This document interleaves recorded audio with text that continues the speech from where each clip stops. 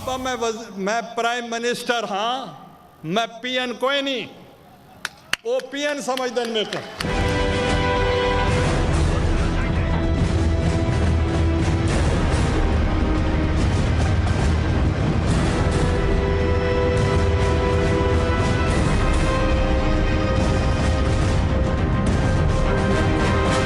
The courts are dangerously close to repeating the mistakes of the past. बीबी साहिबा पे इल्जाम लगाने से वो आज खुल रही हैं बातें। इस केस को उठाने में उनको 20 साल लगे हैं, मगर रेंटल पावर केस उठाने में उनको 3 महीने नहीं लगते। अस्सलाम वालेकुम नाजरीन, आप देख रहे हैं पाकिस्तान आज रात और मैं हूं शहजाद इकबाल। नाजरीन, एक तारीख लिखी गई थी 13 फरवरी को, जब सैयद यूसुफ रज़ा गिलानी पाकिस्तान के पहले वज़ीर आज़म बने जिनको अदलिया ने फ़र्द जुर्म जिन पर आयद किया। कल एक और तारीख लिखी जा सकती है, अगर कोर्ट का फैसला वज़ीर आज़म यूसुफ रज़ा गिलानी के हक़ में नहीं आता और उनको मुजरिम डिक्लेयर कर दिया जाता है, तो ये पहले पाकिस्तान के वज़ीर आज़म होंगे जो कि कन्विक्ट होंगे, जिन पर चार्ज फ्रेम करने के बाद, फ़र्द जुर्म आयद करने के बाद उनको मुजरिम भी करार दिया जाएगा। तो बहुत कल इंपॉर्टेंट दिन है, तमाम लोगों की नज़रें इस केस पर हैं। फ़ैसला यकीनन उनके हक़ में भी आ सकता है, यानी कि उनको बरी कर दिया जाए। लेकिन दूसरी साइड पर जो ऑब्जर्वेशन है लोगों की, वो अभी तक क्लियर नहीं है, क्योंकि जाहिर सी बात है फैसला जो है वो कोर्ट ने देना है कि अगर वो कन्विक्ट होते हैं तो ऑटोमेटिकली डिस्क्वालीफाई हो जाएंगे या फिर नेशनल असेंबली के प्रोसेस के थ्रू डिस्क्वालीफाई होंगे, और अगर कन्विक्शन होती है तो क्या उनकी सज़ा 6 महीने की होगी या उससे कम होगी या राइजिंग टिल द कोर्ट तक होगी। ये सब बहस आप देख रहे होंगे, यकीनन प्रिंट मीडिया पे भी चल रही है, इलेक्ट्रॉनिक मीडिया पे भी चल रही है। जो लीगल एक्सपर्ट्स जिनसे हमने बात की है या दूसरे टॉक शोज पे बात हुई है, उनकी राय भी इस हवाले से बड़ी मुख्तलिफ है। इसीलिए कोर्ट का फैसला कोर्ट को करने देते हैं। लेकिन हम इस पर बात करेंगे आज प्रोग्राम में कि अगर कन्विक्शन हो जाती है तो फिर इसके बाद इसका सियासी फॉल आउट क्या होगा, रद्द अमल पीपल्स पार्टी की जानिब से क्या होगा, इस पर भी काफ़ी सारी क्या सराहियाँ हो रही हैं। अपोजिशन क्या करेगी ऐसे हालात में, ये तमाम बड़े इंटरेस्टिंग क्वेश्चंस हैं, क्योंकि हमने जो थोड़ी बहुत रिसर्च की उसके मुताबिक ये पता चला है कि ये ऐसे आर्टिकल्स हैं जिनको पहले अप्लाई नहीं किया गया। इनकी इंटरप्रिटेशन जो है वज़ीर आज़म के हवाले से ये पहली मरतबा हमारे सामने आने जा रही है। और कोई नॉर्मल मेंबर नेशनल असेंबली होते शायद इतना उसका बड़ा फॉल आउट नहीं होता, लेकिन क्योंकि ये प्राइम मिनिस्टर हैं, मुल्क के चीफ एग्जीक्यूटिव हैं, इसलिए यकीनन सूरत हाल जो है वो बड़ी दिलचस्प होगी अगर उनको कन्विक्ट कर दिया जाता है। किस हद तक डिफाइंस जो है पीपल्स पार्टी की तरफ से नजर आई है इस केस में, इसकी कुछ मिसाल तो प्रोग्राम के आगाज़ में हमने दिखाई, लेकिन एक और मिसाल इसकी कल हमने देखी थी सिंध असेंबली में, जब साबिक इंफॉर्मेशन मिनिस्टर सिंध जो कि सिंध से ताल्लुक़ रखते हैं शजील मेमन साहब, उन्होंने जब तकरीर की सिंध असेंबली में तो क्या उन्होंने कहा, ये आपको सुनाते हैं। सुप्रीम कोर्ट में मौजूद काफी ऐसे जजेस हैं जो एक्सटेंशन में बैठे होते हैं, रमदो को भी एक्सटेंशन मिली। ये कौन से कानून के तहत किया जाता है ये चीजें? उस लीडर ने जिसने इस मुल्क के लिए, इस कौम के लिए अपने जान का नजराना दिया, उसी कबर का ट्रायल करवा रहे हैं लोग। एनआरओ में 8000 केसेस है, सिर्फ एक केस में चीफ जस्टिस क्यों प्रेशर कर रहे हैं? शजील मेमन साहब कल तकरीर कर रहे थे सिंध असेंबली में, उन्होंने इल्ज़ाम लगाया कि रमदे को किस बेसिस पर जो है, जस्टिस रमदे को किस बेसिस पर जो है एक्सटेंशन दी गई। चीफ जस्टिस पर इल्ज़ाम लगाए उन्होंने, पार्शल होने के, उनके बेटे पर इल्ज़ाम लगाए, और साथ साथ उन्होंने ये भी कहा कि नवाज शरीफ साहब जो हैं उनको भी आप देखेगा किस तरीके से मेहरान बैंक के केस में बरी कर दिया जाएगा। तो तमाम बातें कल उन्होंने कही शजील मेमन साहब ने, उस पर भी हम बात करेंगे, क्योंकि आर्टिकल 68 बड़ा क्लियर है कि कोई भी मेंबर ऑफ द पार्लियामेंट जो है वो सुप्रीम कोर्ट के खिलाफ, हाई कोर्ट के खिलाफ या उनके जजेस के बारे में जो है बात नहीं कर सकता। प्रोग्राम में हमें शजील मेमन साहब ने ज्वाइन करना था, लेकिन थोड़ी देर पहले उन्होंने बताया कि वो जो है किसी मीटिंग में जा रहे हैं चीफ मिनिस्टर साहब के साथ, तो वो माजरत कर चुकी है उन्होंने हमसे। प्रोग्राम में हमारे साथ सीनियर एनालिस्ट एहतशाम साहब मौजूद हैं, बहुत बहुत शुक्रिया एहतशाम साहब प्रोग्राम में हमें ज्वाइन करने के लिए।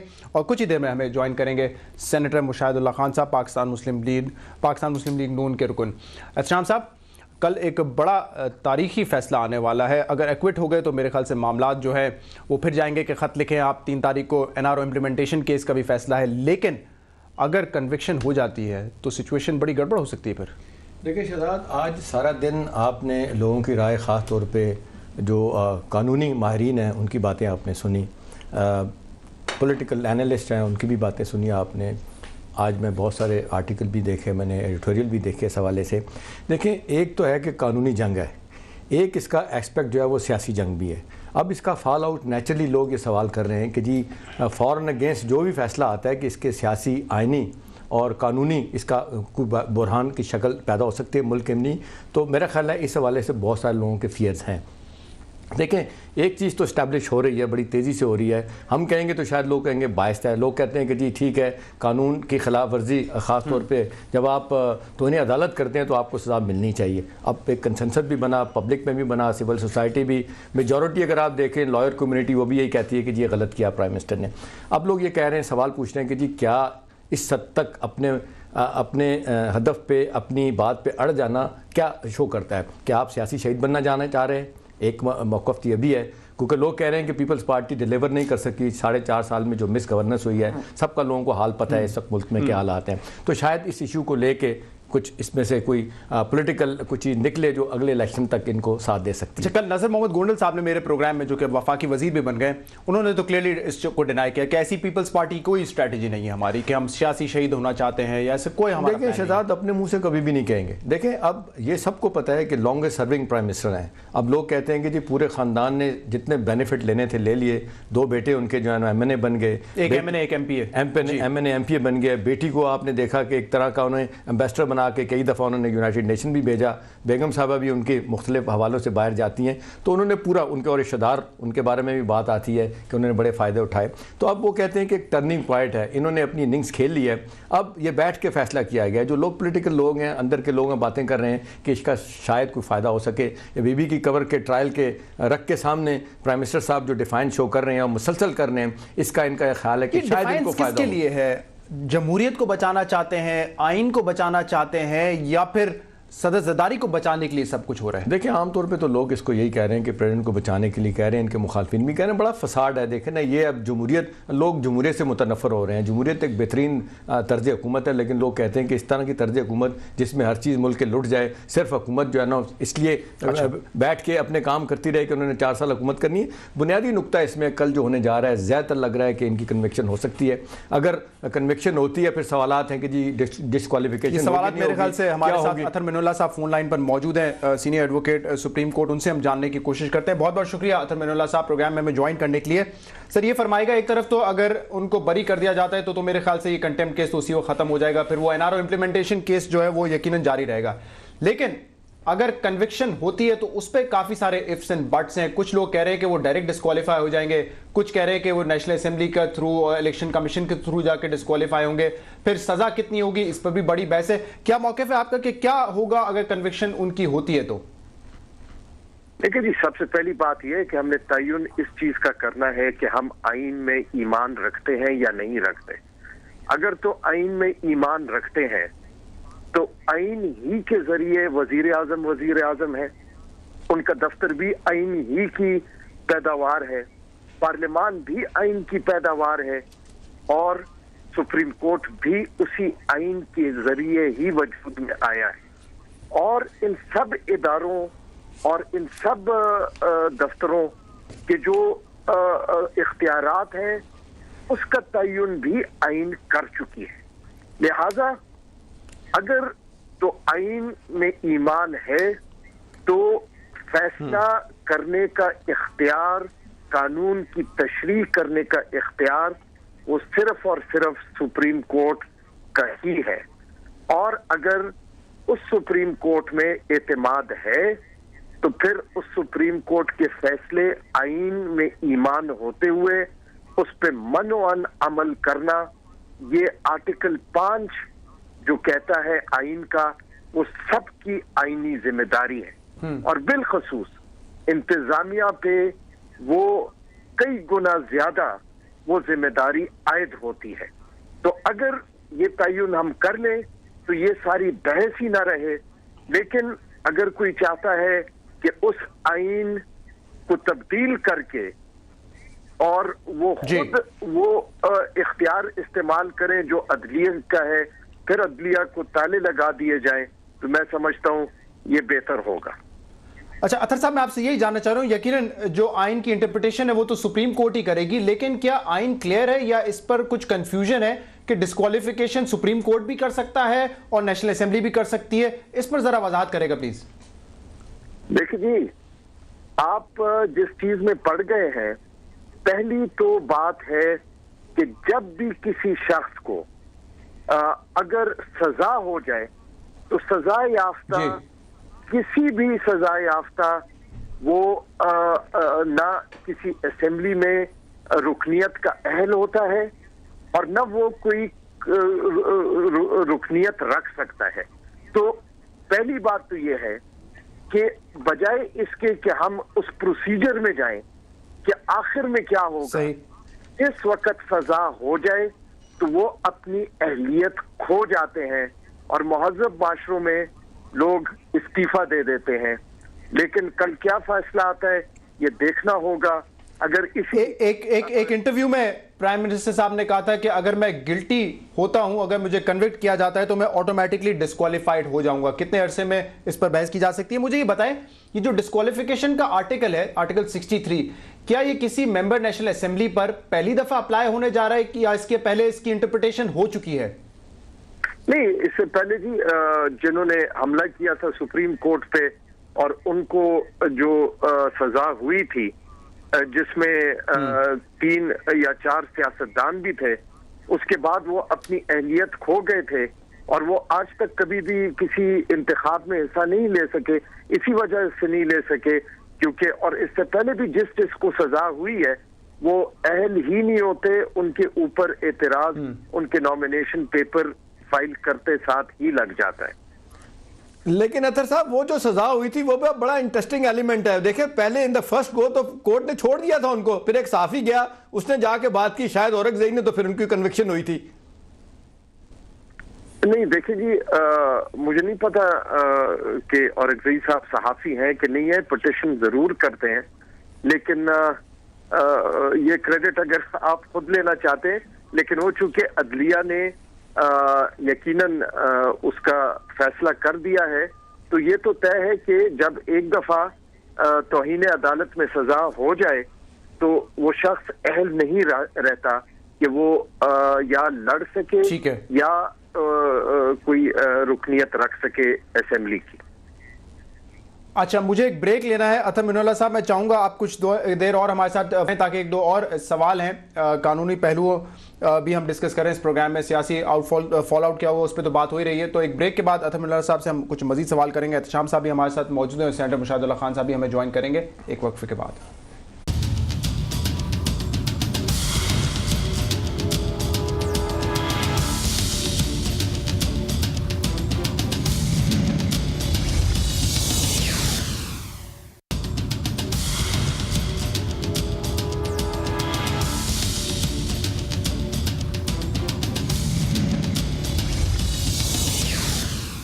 बाबा मैं प्राइम मिनिस्टर हाँ, मैं पीएन कोई नहीं, वो पीएन समझदन में को।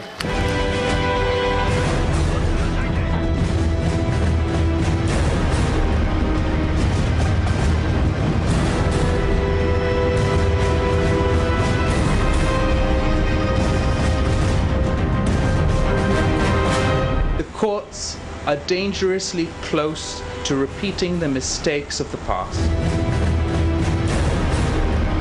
बीबी साहिबा पे इल्जाम लगाने से वो आज खुल रही हैं बातें। इस केस को उठाने में उनको 20 साल लगे हैं, मगर रेंटल पावर केस उठाने में उनको 3 महीने नहीं लगते।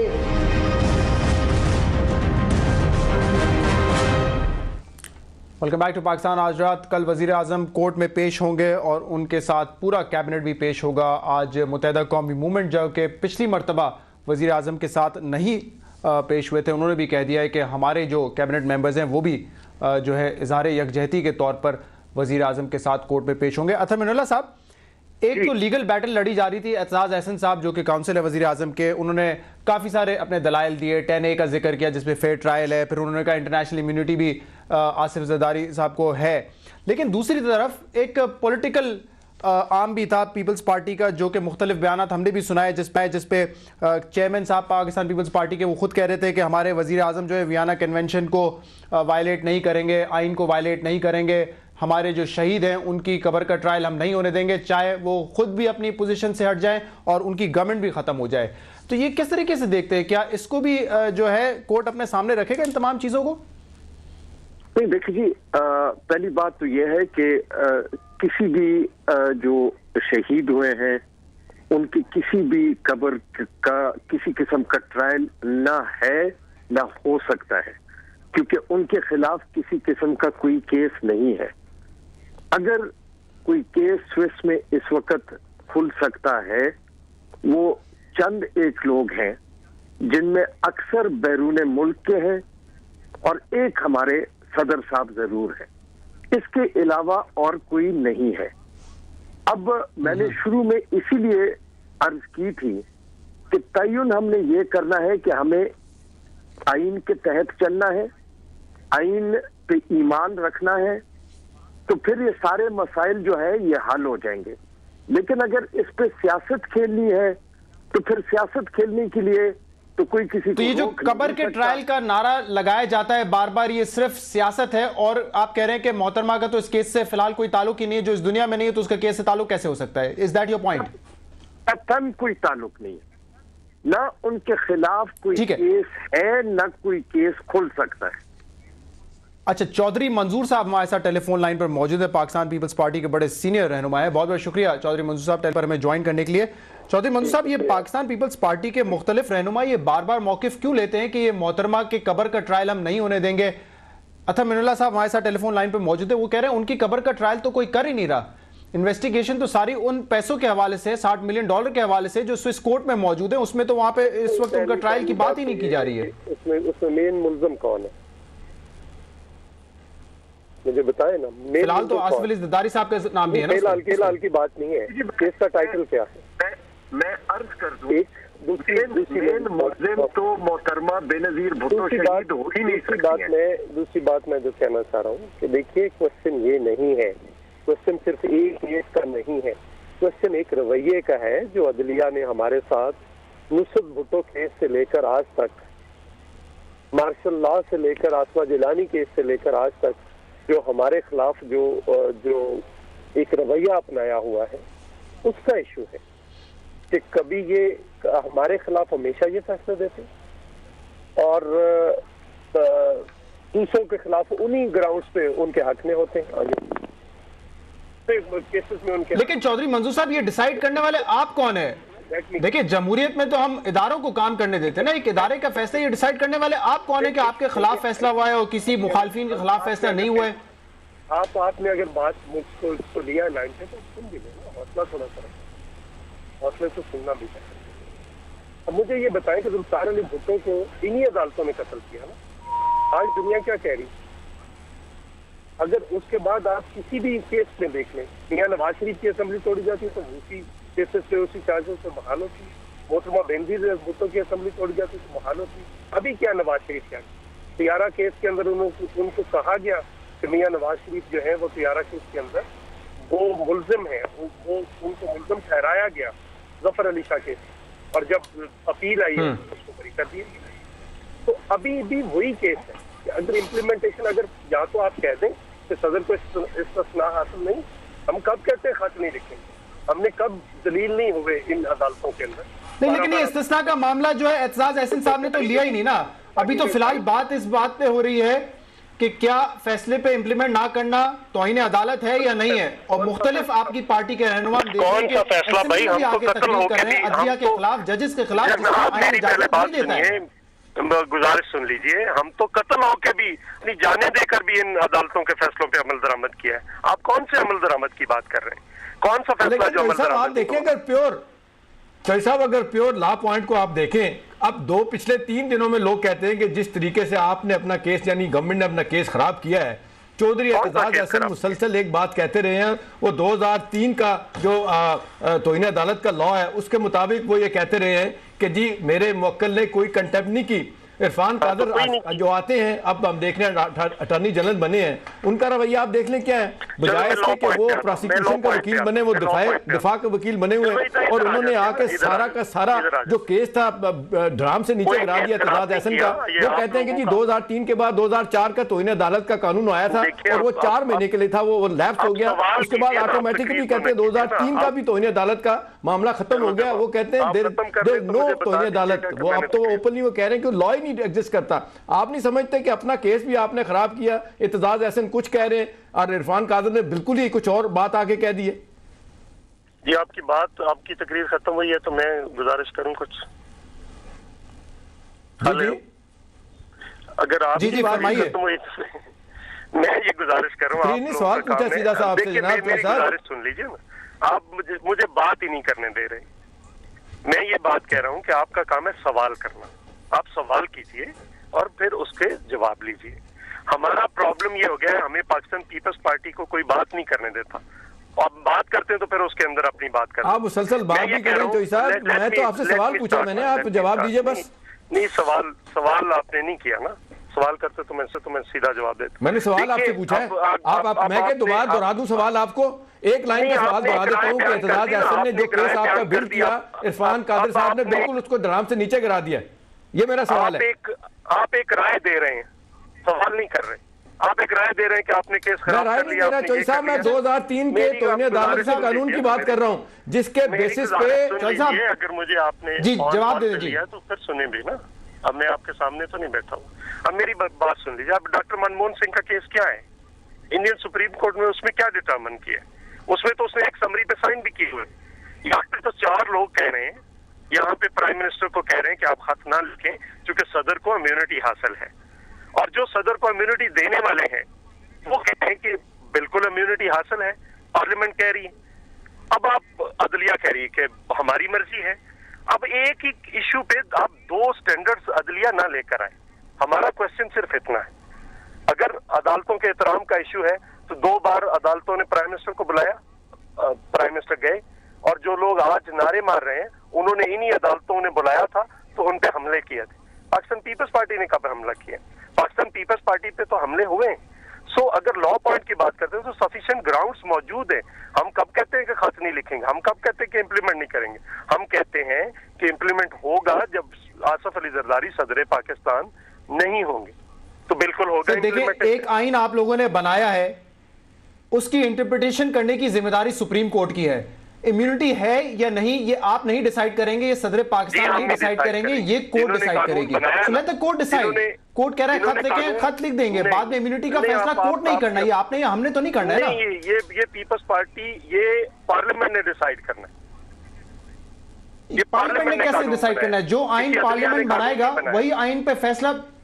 अच्छा जी, 2 फोरम मेरे साथ सेनेटर मुशाहिदुल्लाह खान साहब भी मौजूद हैं, इनका भी पॉइंट ऑफ व्यू ले लेते हैं। चौधरी साहब हमारे साथ फोन लाइन पर रहें।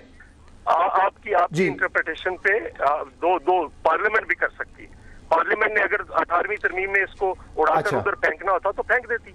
पार्लियामेंट अगर रिटेन आप शायद साहब की तरह एक पॉइंट अगर एक जुमला जो कह रहे हैं चोई साहब, जैसे मैं आपकी तरफ आता हूं, ये जो बात हो रही है ना जी, अब इसकी तशरीह कौन करेगा? अभी जो 10 है जो इंसर्ट किया गया ना, ये किसने किया था? ये एसएम जफर साहब की राय पे, उनके पॉइंट पे इसको 18वीं तरमीम में इंसर्ट किया गया था, और वो कहते हैं कि ये उसके लिए था, फौजी अदालतों के लिए, फंडामेंटल राइट्स के लिए नहीं।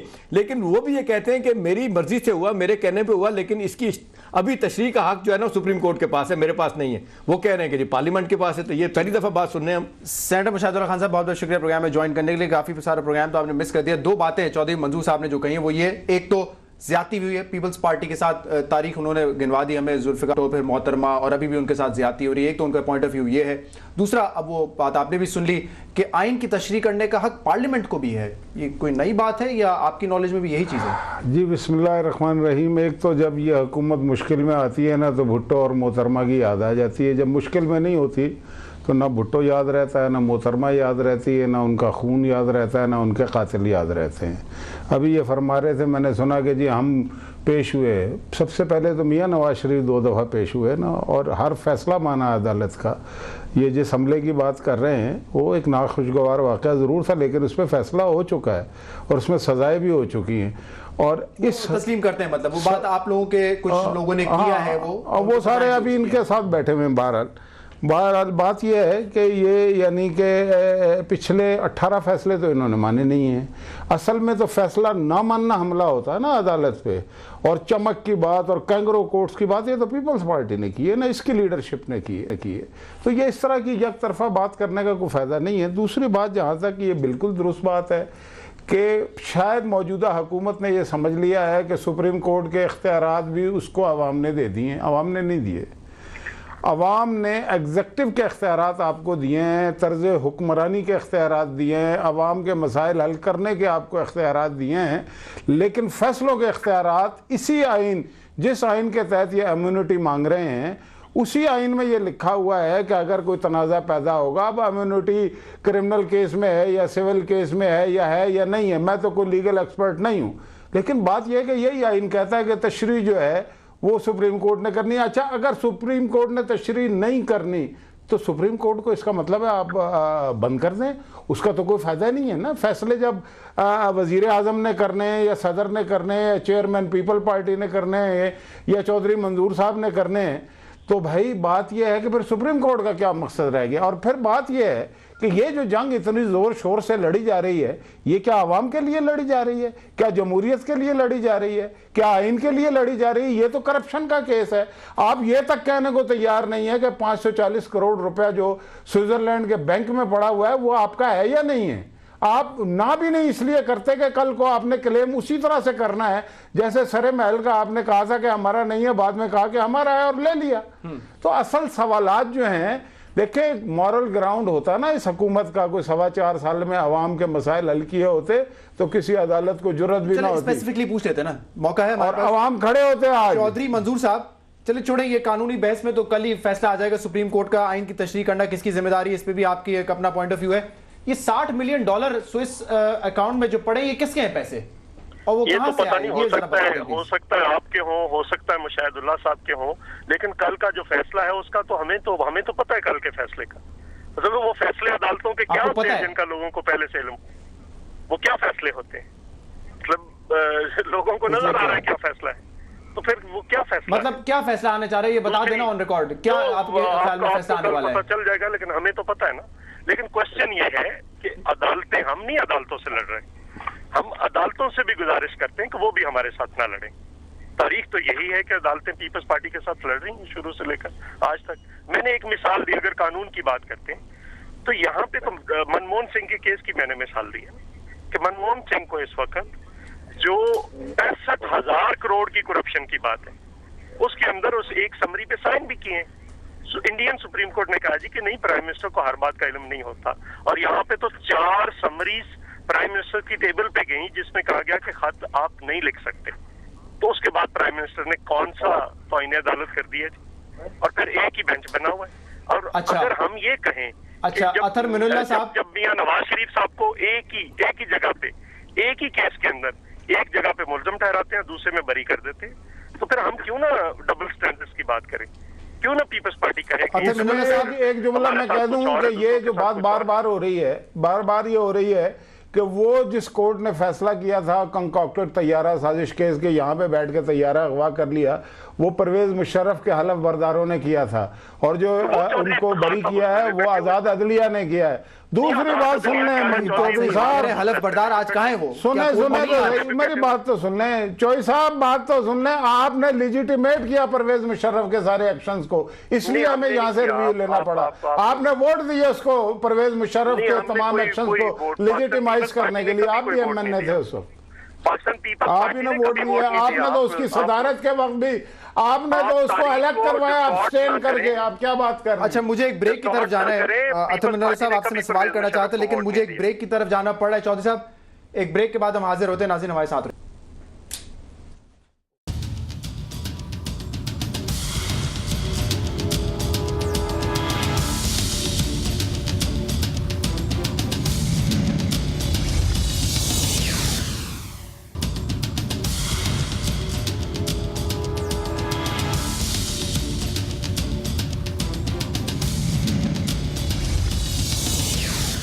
बाबा मैं प्राइम मिनिस्टर हाँ, मैं पीएन कोई नहीं, वो पीएन समझदन में को।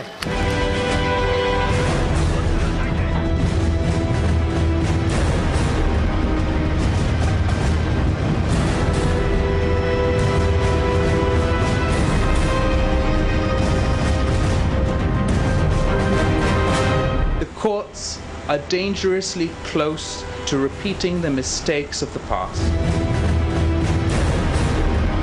बीबी साहिबा पे इल्जाम लगाने थे, वो आज खुल रही हैं बातें। इस केस को उठाने में उनको 20 साल लगे हैं, मगर रेंटल पावर केस उठाने में उनको 3 महीने नहीं लगते।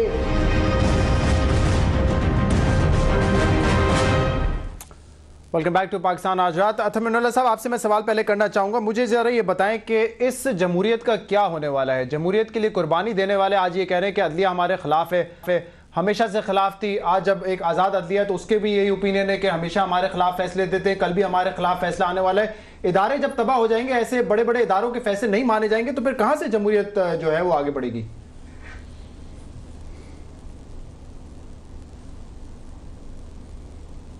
अथर मिनल्ला साहब, आपको आवाज आ रही है? ग़ालिबन राब्ता हमारा जो है उनसे मुनक़ता हो गया है। एहतशाम साहब, क्या इस जमहूरियत को फ़रोग़ कैसे मिलेगी कि हम जमहूरी निज़ाम में सुप्रीम कोर्ट के फैसलों को नहीं माना जा रहा? और पहले तो हम कहते थे कि दबे लफ्ज़ों में ये कहा जा रहा है कि शायद नून लीग की सपोर्ट कर रहे हैं, शायद फलाना पार्टी की सपोर्ट कर रहे हैं। अब तो वो खुल्लम खुल्ला कह रहे हैं कि कल भी फैसला हमारे खिलाफ आना है और हमेशा हमारे खिलाफ होगा। देखें शहजाद, जो गवर्नमेंट को सपोर्ट करने वाले वकील हजरात हैं या उनकी कोई थोड़ा सा ट्रेंड उनका गवर्नमेंट की तरफ होता है, आप देख लें उनमें 3-4 बड़े नाम हैं। आसमा जहांगीर को आप देख लें, यासीन आज़ाद साहब को देख लें, उसके बाद आप जस्टिस तारिक महमूद को देख लें। इनका सॉफ्ट कॉर्नर गवर्नमेंट के लिए है, लेकिन when it comes to dealing with the Constitution and Supreme Court, वो साफ ये कहते हैं कि जी कोई सवाए इसके कोई हल नहीं है कि सुप्रीम कोर्ट की बात मानी जाए, क्योंकि सुप्रीम कोर्ट ही फाइनल अथॉरिटी है कि इस्तिस्ना है या नहीं है। देखिए अपने एतजाज़ अहसन ने तो इस्तिस्ना पे आए नहीं, ज़बरदस्ती लाने की कोशिश की नहीं है, और सुप्रीम कोर्ट ओपनली कहती है आपको इस्तिस्ना है तो आप हमसे आके मांगें, क्योंकि फाइनल अथॉरिटी वही है। देखिए बुनियादी नुक्ता बड़ा सिंपल सा है कि पोलिटिकली गवर्नमेंट जो है वो नाकाम हुई है, 4 सालों में कुछ नहीं किया, मिस गवर्नेंस इतनी ज़्यादा थी, अब उनको सियासी शहीद बनने की बात हो रही। कुछ लोगों का ख्याल है इसका फ़ायदा होगा, जिस तरह मुशाहिद साहब कहते हैं शायद फ़ायदा इसका ना हो। अब देखना यह है कि कल के वाक़े के बाद हुकूमत क्या लेसन लर्न करती है। पहली तो बात यह है, उन्होंने तो कह दिया साफ ही, चौधरी मंजूर साहब कहते हैं हमें पता फैसला क्या है। डिस्क्वालिफिकेशन, अपना कन्विक्शन के बाद डिस्क्वालिफिकेशन होगी तो फिर क्या होगा? उसके बाद क्या हुकूमत, कुछ लोगों का ख्याल है कि जी अंदर इलेक्शन की तरफ ही लोग जाएंगे और ये हुकूमत के लिए बेहतर होगा कि इस स्टेज पे इसका फ़ायदा उठाते हुए इलेक्शन की तरफ जाए। कुछ लोगों का ख्याल है कि नहीं, गवर्नमेंट ने अपना ज़हन बना लिया, हुकूमत ने ज़हन बना लिया कि वो ख़ास तौर पर सेनेट के इलेक्शन के बाद, और सेनेट अब ये जो इन्होंने अपने क्या कहते हैं ज़िमनी इलेक्शन जीते हैं, इन्होंने फैसला कर लिया है कि अब इसको लटकाएंगे और ये मई तक जाके अगले साल इलेक्शन करवाएंगे। अगर कन्विक्शन हो जाती है और गिलानी साहब डिस्क्वालीफाई हो जाते हैं, क्या कोई बुरहान की कैफियत जो है पैदा हो जाएगी? और क्या तैयार है पाकिस्तान मुस्लिम लीग नून इसके लिए? आपने होमवर्क कर लिया अपना? देखें, बात यह है कि इसका होमवर्क हुकूमत को करना चाहिए। बुरहान हमारे लिए पैदा नहीं हो रहा, बुरहान हुकूमत के लिए पैदा होना है। उसने क्या करना है क्या नहीं करना, और इसमें कोई शुबा नहीं है कि अगर मुमकिन फैसला जैसे चौधरी मंजूर साहब अगर इन्हें पता लग गया उसके मुताबिक आता है तो ज़ाहिर है एक बुरानी कैफियत तो पैदा होगी कि हुकूमत ने उसके रद्द अमल में क्या करना है क्या नहीं। बुरानी कैफियत इस मुल्क के लिए भी पैदा हो सकती है ना। देखिए कल पूरा कैबिनेट जा रहा है अदालत, अभी फैसला नहीं आया है। फैसला अगर उनके खिलाफ आता है तो फिर किस किस्म का माहौल होगा इस मुल्क में, मुझसे बेहतर आप अंदाजा लगा सकते हैं उस चीज का। तो इसमें ऑपोजिशन पार्टी क्या करेगी? लड़ाई है ना, ये लड़ाई कोई जमहूरियत के लिए नहीं लड़ रही मौजूदा हुकूमत, ये लड़ाई है सुप्रीम कोर्ट की करप्शन के साथ। अब ये सारे करप्शन को प्रोटेक्ट कर रहे हैं। अब करप्शन जीतती है या इंसाफ जीतता है, इसका फैसला हो जाना है, और कौम जो है वो इंस्टीट्यूशंस के साथ खड़ी होगी। हुकूमत की बदअमालियों, नाअहलियों और बुरी तर्ज हुक्मरानी और करप्शन के साथ नहीं खड़ी हो। सुप्रीम कोर्ट को कितना सेटबैक इस बात से हो सकता है कि एक बड़ी पॉलिटिकल पार्टी जो इत्तेहादी है MQM, जो डे 1 से कहती रही है कि जी हम अदलिया के फैसलों को हुकूमत को कहते हैं मानना पड़ेगा। कल आप देख लें बाबर गौरी साहब, फारूक सत्तार साहब जा रहे हैं वहाँ पे। इससे क्या है, आप नहीं समझते कि चेंज ऑफ हार्ट है, अपना स्टांस चेंज कर लिया? मैं समझता हूँ कि ये कल जाने में कोई हर्ज नहीं है, वो हुकूमत में चले गए। लेकिन असल बात यह है कि जब फैसला आता है तो MQM अपने माजी के मौक़िफ़ के बरक्स यानी कि कोई नया मौक़िफ़ इख्तियार करती है या उसी मौक़िफ़ पे कायम रहती है। इवन काफ लीग भी, कि इन दोनों ने ये कहा था कि हम सुप्रीम कोर्ट के फैसले को तस्लीम करेंगे। ये भी कहा था कि अदारों के दरमियान टकराव के साथ हम नहीं है, इसके हम मुखालिफ। तो ये तो जब फैसले के बाद उनका मौक़िफ़ देखा जाएगा। बिलोर साहब ने एक बड़ी इंपॉर्टेंट बात की, उन्होंने कहा ये अदलिया का भी ट्रायल है कल, तो इसको डिफरेंट कॉन्टेक्स्ट में लिया जा सकता है। लेकिन बहुत सारे लोगों का यह कहना है कि 2-2.25 साल से ये केस चल रहा है और अब अदलिया के ऊपर भी एक बड़ा दबाव है कि वो फैसला जो है दे और एक सख्त फैसला दे, क्योंकि अगर कल एक्विट कर दिया जाता है तो शायद बहुत सारे लोग अदलिया पे भी उंगलियां उठाएंगे। वैसे तो अदलिया को जो फैसला है रूल ऑफ लॉ के मुताबिक देना चाहिए, लेकिन ये जो पब्लिक परसेप्शन है इसका कितना बड़ा है? देखिए शहजाद, 2-2.25 साल इस बात को हो गए। अब आमतौर पे लोग कह रहे हैं कि इस स्टेज पे अगर उनको एक्विट भी कर दिया जाए प्राइम मिनिस्टर को, तो ये एक काउंटर प्रोडक्टिव होगा सुप्रीम कोर्ट के लिए। लेकिन सुप्रीम कोर्ट की सोचने जरूरी है, simply lose its currency and जिसको कहते हैं अपनी जो बात है क्रेडिबिलिटी, लोग इसको नहीं मानेंगे। जज ये देख के तो फैसला नहीं देता ना दे, लेकिन कि हमारे बारे में पब्लिक क्या सोचेगी। लेकिन सियासी तौर पे जो मुहर्रकात हैं उनको वो बिल्कुल they are taking into account. मैं बताऊं, कल एक पटवारी भी सुप्रीम कोर्ट का कहना नहीं मानेगा अगर 2-2.25 साल के बाद। क्यों वो ये कह सकते हैं ना हमारी सारी कार्रवाई के बाद हम इस नतीजे पे पहुंचे कि ये बेकसूर हैं। नहीं, तो फिर अगला मरला आएगा ना, फिर अगला मरला आएगा जो वो बार बार कह रहे हैं कि जी ठीक है आपको एडवाइस दी गई थी बाबर रहमान की तरफ से, मसूद चिश्ती की तरफ से, मान लिया आपकी इंटेंशन अच्छी है, लेकिन अब कहते हैं खत लिखे जो 3 तारीख आ रही है इंप्लीमेंटेशन वाली, फिर वो फंस जाएंगे। अदालत देखें, वो भी लोग जो अदालत को लोग जानते हैं वो कहते हैं उन्होंने भी कार्ड जो है ऐसे नहीं खेले कि वो सियासी तौर पर इस तरह। चौधरी मंजूर साहब से हम पूछ लेते हैं। चौधरी मंजूर साहब, सुनने में तो यह है कि पाकिस्तान पीपल्स पार्टी हर तरीके के फैसले के लिए तैयार हुई है और आपने तो खुद कह दिया कि हमें तो पता है कि क्या फैसला आने वाला है। तो क्या आपने ऑलरेडी नॉमिनेट कर दिया है कि अगला प्राइम मिनिस्टर कौन होगा अगर वजीर आजम साहब डिस्क्वालीफाई होते हैं तो?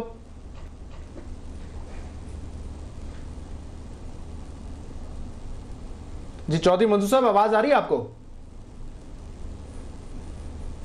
जी चौधरी साहब, मैं ये सवाल आपसे पूछ रहा हूं क्योंकि आप तो कह रहे हैं कि ऑलरेडी फैसला आपको मालूम, तो अगर कन्विक्शन होती है, डिस्क्वालिफिकेशन होती है, तो अगला वजीर आजम कौन होगा पाकिस्तान पीपल्स पार्टी की तरफ से? अच्छा, उनकी लाइन जो है वो डिस्कनेक्ट हो गई है, लेकिन मुख्तलिफ नामों पे भी गौर किया जा रहा है कि वजीर आजम कौन होगा।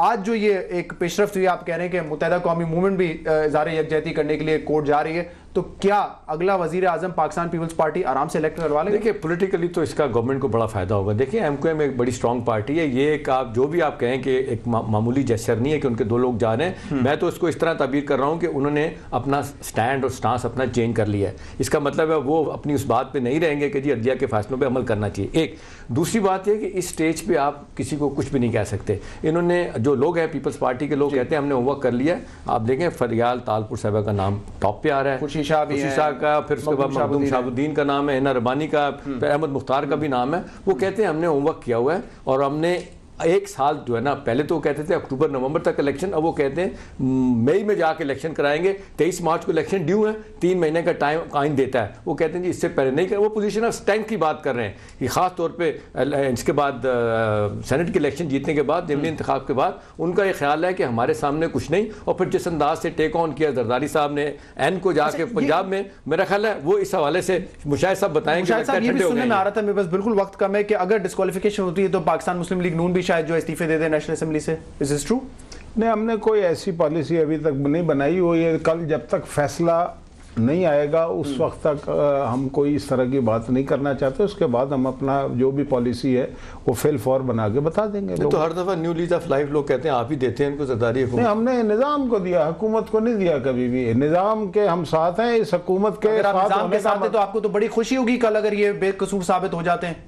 नहीं, अदलिया जो भी फैसला करेगी हम उसके साथ हैं। तो डिस्टेबलाइज होने से बच जाएगा ना, अगर वो भी नहीं, उससे देखें असल चीज पार्लियामेंट है, हुकूमत कोई चीज नहीं होती। ये मैंडेट पार्लियामेंट को मिलता है, हुकूमत को नहीं मिलता।